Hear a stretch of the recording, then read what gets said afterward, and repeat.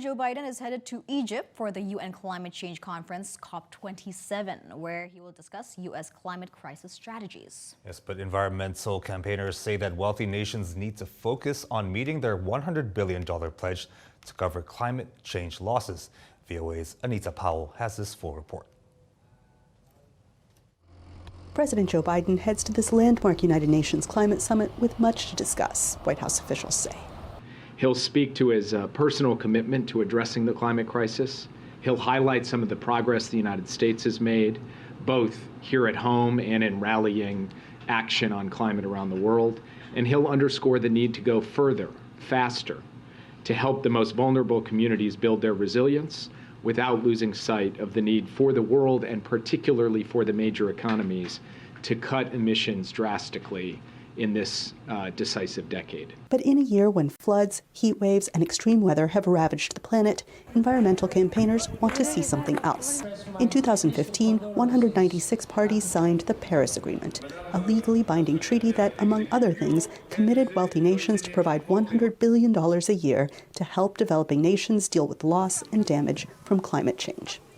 Tracking of contributions by the Organization for Economic Cooperation and Development shows that countries have fallen short of this goal. There will be significant attention on loss and damage in particular, which has been on the table for a long time.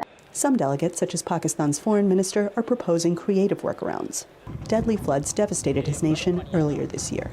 We can envision a scenario where developed countries, the debt that we owe developed countries, instead of transferring that into the bank accounts of richer countries, we could spend that directly on greener reconstruction, rehabilitation, on our energy transition, on adaptation, on mitigation, on our loss and damage.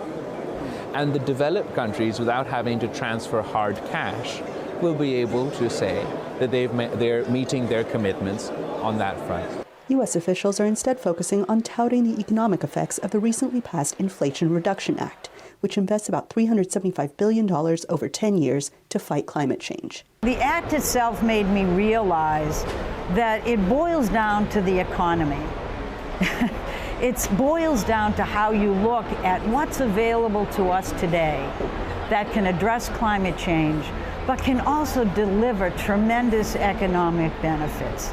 That is true in the developing world as much as it's true in the developed world. It's not clear how this message will land. On Wednesday, U.S. climate envoy John Kerry was heckled at the conference as he spoke to delegates about a plan to finance clean energy transition in poor countries through private funding, not public. The president arrives in the Egyptian resort town of Sharm el-Sheikh on Friday. From there, he heads to a pair of international summits